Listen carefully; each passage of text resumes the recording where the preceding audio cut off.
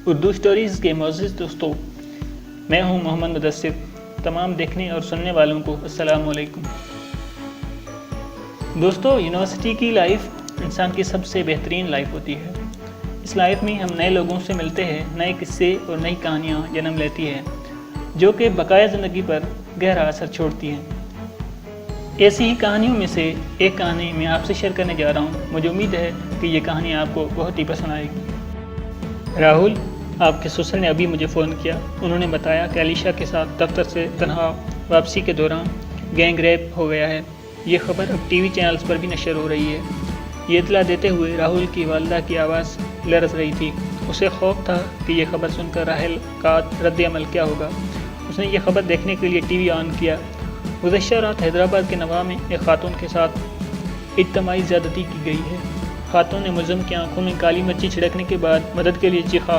Police نے 2 نوجوانوں کو گرفتار کر لیا۔ عورت کو اسپتال بھیج دیا گیا۔ راہل اور علیشا کی شادی اگلے 20 دنوں میں ہونے والی تھی۔ 10ویں جماعت کے بہترین دوست بننے سے پہلے وہ ایک دوسرے کو چھٹی معیار سے جان چکے تھے۔ آہستہ آہستہ وہ اتنے قریب ہو گئے کہ ایک دوسرے شخص کے بارے میں ان کو سب کچھ معلوم تھا۔ انہوں نے کیریئر کے مختلف راستوں کا انتخاب کیا۔ راہل کا خواب ایک کاروباری شخصیت بننے کا تھا۔ اس نے MIA احمد آباد میں MBA کیا تھا۔ اس نے ایک اسٹارٹ اپ شروع کیا، جبکہ علیشا نے صحافت کا انتخاب کیا۔ وہ IMC نیو دلی میں MA جرنلزم اور ماس کمیونیکیشن کو آگے بڑھا رہی تھی۔ انہوں نے 3 سال پہلے احساس ہوا کہ انہیں ایک دوسرے پر فیلنگس ہیں۔ انہوں نے اپنے گھروں میں اپنے تعلقات پر تبادلہ خیال کیا اور گرین سگنل ملا۔ اب راہل نئی دلی میں تھے، سپلائر سے ملنے گئے تھے۔ اس کا خاندان اور علیشا کا خاندان حیدرآباد میں مقیم تھا۔ اس نے فوراً علیشا کو کال کی۔ اس نے کال کاٹ دی۔ راہل نے بہت بار کوشش کی لیکن علیشا نے فون بند کر دیا۔ اب راہل نے علیشا کے والد کو کال کی تو بتایا گیا کہ وہ ایک گہرے صدمے میں ہے، مسلسل رو رہی ہے اور اس کا سامنا کرنے کی حالت میں نہیں ہے۔ راہل کے والد نے علیشا کے اہل خانہ کو بتایا ہے کہ وہ نہیں چاہتے کہ یہ شادی ہو۔ راہل نے سپلائی کرنے والوں کے ساتھ اپنی ملاقات منسوخ کر دی اور حیدرآباد کے لیے اگلی پرواز بک کر لی۔ شمس آباد ہوائی اڈے پر اترنے کے بعد اس نے اپنے والدین کو فون کیا اور ان سے علیشا کے گھر آنے کی درخواست کی۔ راہل 6 بجے تک علیشا کے گھر پہنچ چکا تھا۔ ہر شخص علیشا کے سوا حال میں بیٹھا تھا۔ اس نے دروازہ اندر سے بند کر دیا اور کمرے میں تنہا رو رہی تھی۔ راہل نے دروازہ کھٹکھٹایا اور اسے دروازہ کھولنے کی درخواست کی۔ اس نے علیشا کو باہر آنے اور حال میں بیٹھنے کو کہا۔ وہ اتنی مشکل سے چل رہی تھی کہ اس کے پیٹ کے نچلے حصے میں ان کو بہت درد ہو رہا تھا۔ وہ راہل کے مقابل بیٹھ گئی۔ وہ اس کی آنکھوں میں نہیں دیکھ رہی تھی۔ اس کی آنکھیں آنسوؤں سے بھری ہوئی تھی۔ راہل، میں جانتی ہوں آپ کے والد نے ہمیں اس شادی کو منسوخ کرنے کے لیے کہا ہے۔ میں جانتی ہوں معذرت کے لیے تم یہاں آئے ہو، تو تم یہاں کیوں آئے ہو؟ ٹھیک ہے، میں نے آپ کی مدد قبول کر لی۔ علیشا 1 منٹ اور بھی انتظار نہیں کر سکتی تھی، اپنے کمرے میں جانے کے لیے کھڑی ہو گئی۔ راہل نے اس کا ہاتھ تھام لیا۔ نہیں، میں آپ سے کچھ سوالات کرنے آیا ہوں۔ آپ کو صرف ہاں یا نہیں بتانے کی ضرورت ہے۔ علیشا بیٹھ کر دور کی طرف دیکھ رہی تھی۔ علیشا، آپ کو یاد ہے جب میرے والد کی طرف سے مجھے حوصلہ شکنی کرنے کے بعد مجھے جب اسٹارٹ اپ شروع کرنا مشکل ہو رہا تھا لیکن میں کامیاب نہیں ہو رہا تھا تو آپ وہاں تھی جب میری مدد کے لیے اور مجھے اپنے خوابوں کو قربان کرنے والا تھا، یہاں تک کہ آپ نے اپنی بچت سے کچھ رقم کی مدد کی۔ آپ ہمیشہ معاون رہی ہیں۔ کیا اس واقعے سے آپ کی مدد کرنے والی یا سپورٹیو نیچر متاثر ہوئی؟ یم نے نگاہ اٹھا کر کہا، نہیں مائی سویٹ ہارٹ، جب ہم IM میں تبدیل ہو رہے تھے ایک دن میری ملاقات ایک حادثے سے ہوئی۔ اگرچہ یہ معمولی حادثہ تھا، مجھے 2 دن اسپتال میں رہنا پڑا۔ میں نے پہلے دن آپ کو بتایا تھا، آپ نے مجھے دیکھنے کے لیے نئی دلی سے احمد آباد کا راستہ طے کیا۔ مجھ سے فارغ ہونے تک آپ اسپتال میں ہی رہی۔ آپ ہمیشہ ایک پرواہ کرنے والی روح رہی ہیں۔ کیا اس واقعے سے آپ کی نوعیت متاثر ہوئی؟ علیشا نے کہا، نہیں۔ اس کی آنکھوں میں آہستہ آہستہ آنسو ختم ہو رہے تھے۔ آپ نے ہماری حکومت کے انکیوبیٹر پروگرام میں موقع حاصل کرنے میں دن رات کوشش کی۔ اس میں آپ کے حلقوں اور رابطوں نے کلیدی کردار ادا کیا۔ جس دن مجھے منظوری ملی میری خوشی کی کوئی حد نہیں تھی۔ آپ نے ہمیشہ مجھے خوش رکھنے اور مجھے خوش دیکھنے کے لیے بہت کچھ کیا ہے۔ کیا آپ کی نوعیت اس واقعے سے متاثر ہوئی ہے؟ علیشہ نے اس کے چہرے پر ہلکی سی مسکراہٹ اٹھاتے ہوئے کہا، نہیں، جب میں کام کی ٹینشن میں تھا، مجھے پریشان کرنے پر آپ کو میں نے بہت زیادہ ڈانٹا۔ میں آپ کی آخری سالگرہ پر آپ کو وش کرنا بھی بھول گیا۔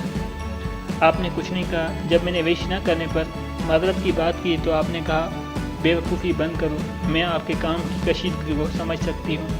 آپ کو تو یہ کہنا چاہیے تھا کہ معذرت کے بجائے میں آپ سے پیار کرتا ہوں۔